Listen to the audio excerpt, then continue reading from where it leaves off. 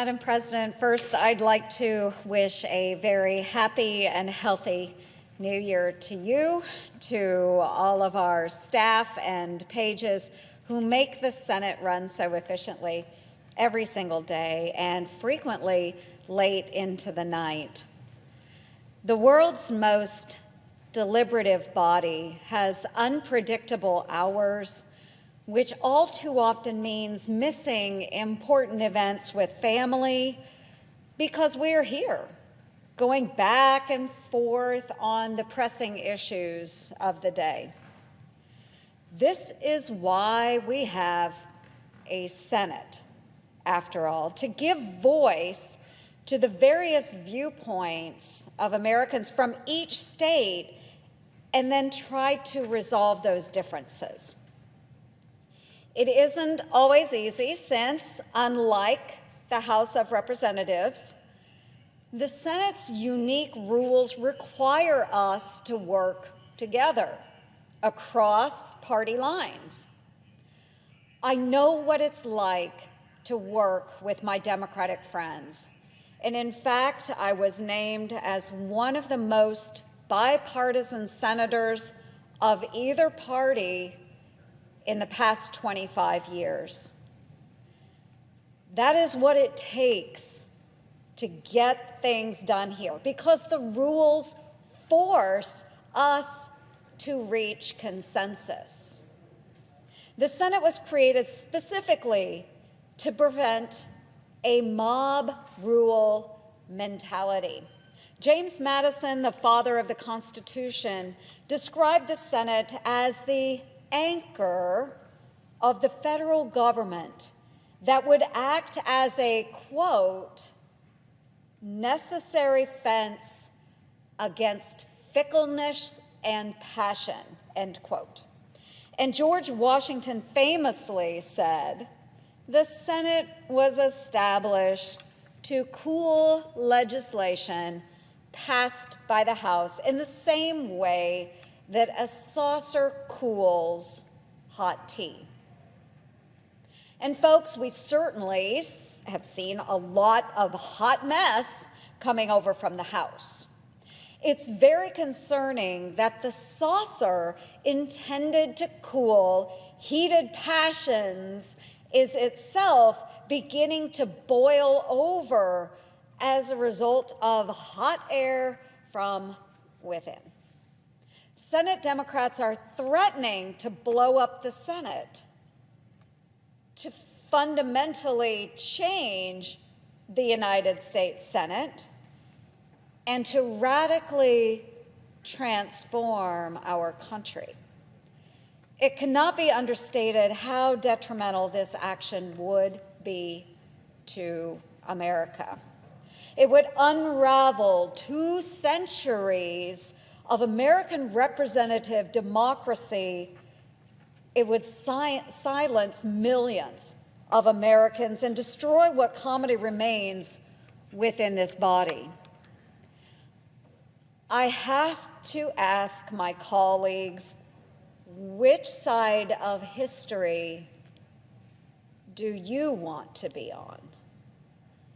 Do you want to go down in the history books as the ones who turned the Senate, the world's most deliberative body, into the House of Representatives?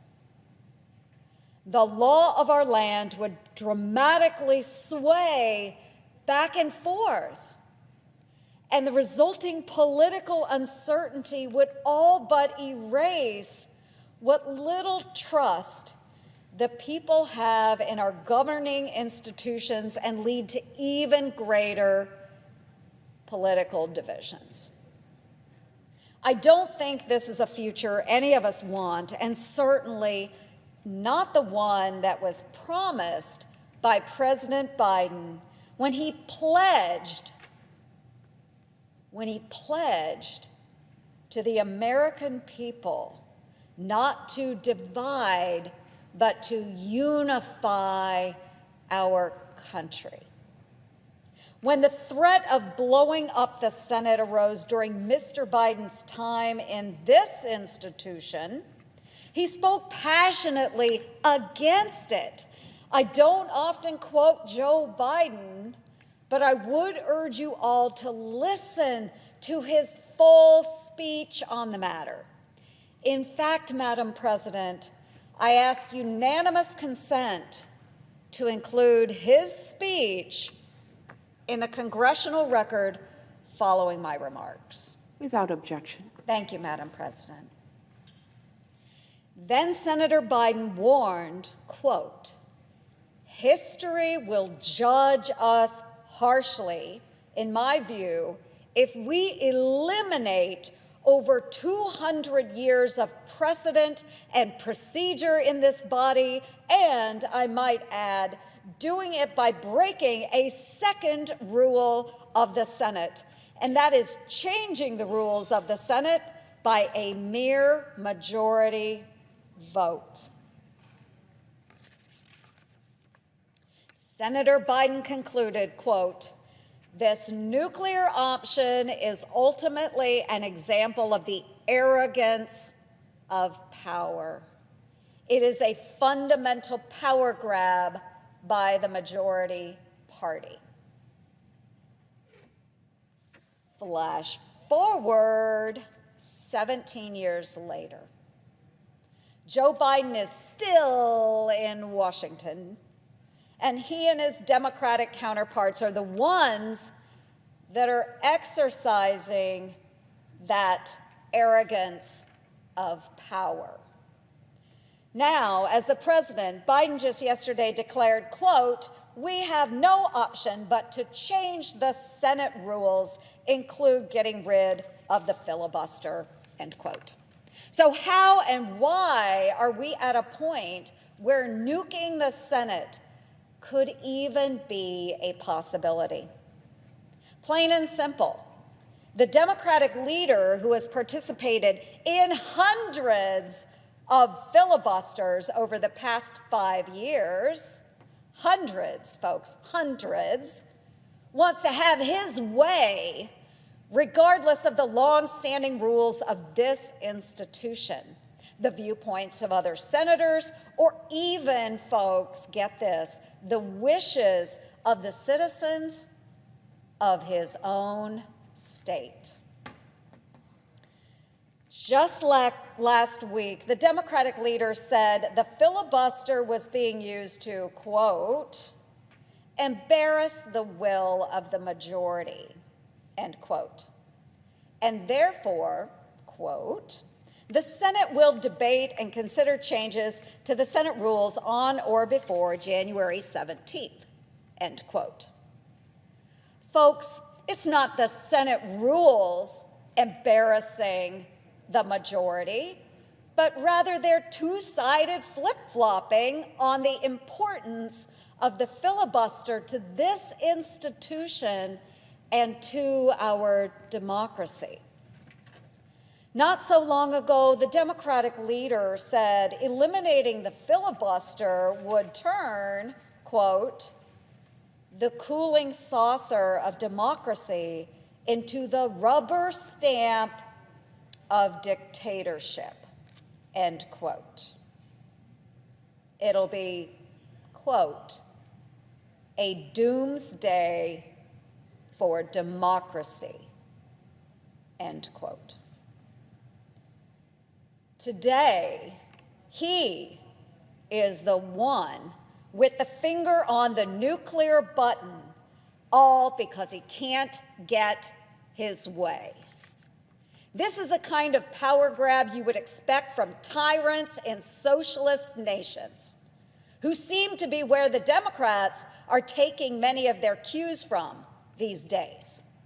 Tyranny is no way to run a democracy, and destroying the United States Senate for a power grab is certainly not the example we should be setting for the rest of the world.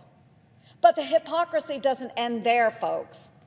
Democrats are manufacturing hysteria that Republican-controlled states are placing what they consider unfair restrictions on voting as an excuse to blow up the Senate and thereby clear a pathway for the rest of their radical liberal agenda.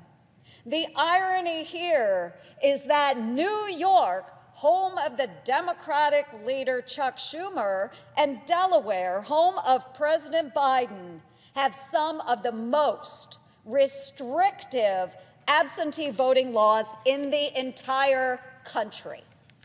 Just this past November, the Democratic leader's constituents, his constituents, overwhelmingly voted down a ballot initiative to allow absentee voting without providing an excuse, and another proposal to permit unregistered voters from registering and then voting on election day. They were voted down, his constituents. So in New York, the only way to qualify for an absentee ballot is to be out of the country or sick or have a physical disability. No other reasons are permitted. Now, the senior senator from New York is threatening to destroy the Senate to override the wishes of the residents of his very own state who voted against the policies he is trying to impose on every other state. Did you catch that, folks? He's overriding the will of the people in his own state. Does that sound like democracy to you? It's not Senate Republicans blocking the Democrat leader's agenda. It's his own constituents. Folks, the reality is this election takeover bill is just the beginning, used as an excuse by the majority leader to then break the Senate and strengthen his own grip on power. This party boss mentality may work in New York, but folks, the Senate is not Tammany Hall. While Senate Democrats would have you believe Republicans are somehow limiting the rights of Americans to vote, they, in fact, are the ones plotting to silence millions of Americans. The same partisans on the other side of the aisle who boasted of, air quotes right here, folks, you see them, they boasted just about a year ago of resisting. Just a year ago, they were encouraging resisting, filibustering, and blocking just about every proposal or nominee put forth by the prior president. Now they call this tool a threat to democracy. Remember, less than 2 years ago, following the very tragic death of George Floyd, the senator from New York voted to block consideration of a police reform bill put forward by my friend, Senator Tim Scott of South Carolina. That's just one of the many other examples of common sense bills the Democrats blocked for purely partisan reasons. The real threat to democracy isn't the filibuster, but those politicians who abuse the power with which they have been entrusted. The Democratic leader has already put a chokehold on democracy right here in the Senate, abusing his position to single-handedly block other senators from offering amendments to bills he chooses to bring to the floor. If the majority wants to demonstrate a commitment to democracy, why not start right here in the Senate? Instead of threatening to have less deliberation, why not commit to more? Let's bring up bills that have already had broad bipartisan support, and let's allow more votes on amendments. But rather than starting this new year with a resolution to take this approach and make the Senate a true example of democracy in action, where every voice is heard and respected, the Democratic leader penned each of us a bombastic letter written with the left's usual dramatic flair and theatrics, comparing the filibuster to a dead hand and promising to permanently alter the Senate unless we bend to his wishes. The senior senator from New York should leave the theater for Broadway, where it belongs. And before casting a vote that could fundamentally change the Senate forever, I would urge my Democratic colleagues to take some advice about the intended behavior of the Senate from our nation's greatest statesman, George Washington, and cool it.